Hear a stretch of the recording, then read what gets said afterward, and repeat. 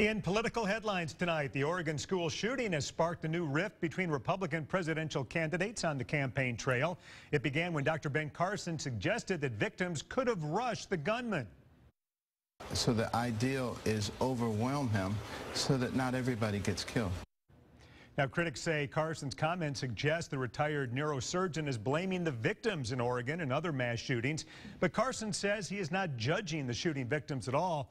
Carson also called today for every teacher to have a gun in his or her classroom. Well, law enforcement officers receive training for active shooter situations, but the average person like you and me obviously don't. News 5's Emily DeVoe spoke to a retired police lieutenant to find out what you should do if you hear gunfire.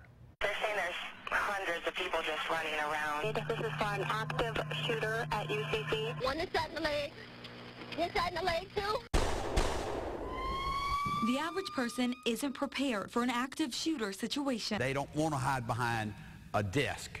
They don't want to hide behind something that's not going to stop the fire. John Graham is a retired lieutenant with the Mobile Police Department. We have to actually break down our life in 20 seconds, 5 seconds, 3-second intervals right now because we're not long-term planning. We're planning our survival for the next 2 seconds. You have to survive this situation. He says wherever you are, whether you're at work, you're at the mall, or you're at school, make a mental note of where your exits are. I know there's one right out this door, so if I hear gunshots, I don't have to think twice. Head to an open area as soon as you can and find cover.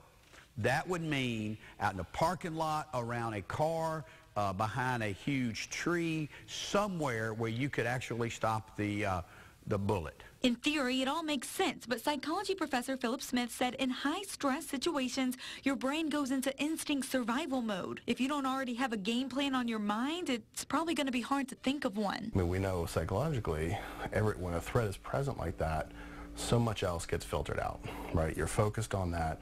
You're focused on survival. He says very little research has been done so far on what happens to the brain during an active shooter situation, but that could soon change with all the national coverage from recent shootings. I think, though, that the more we see it, the more we have to begin studying it. We have to try to understand it. Better understanding and better preparation to survive. In Mobile, Emily DeVoe, News 5. Now, Graham says since most people don't have any kind of defensive training, it's a good idea to make mental notes of our surroundings everywhere we go. He says that habit will help when we don't have time to think. We'll have more tips coming up tonight.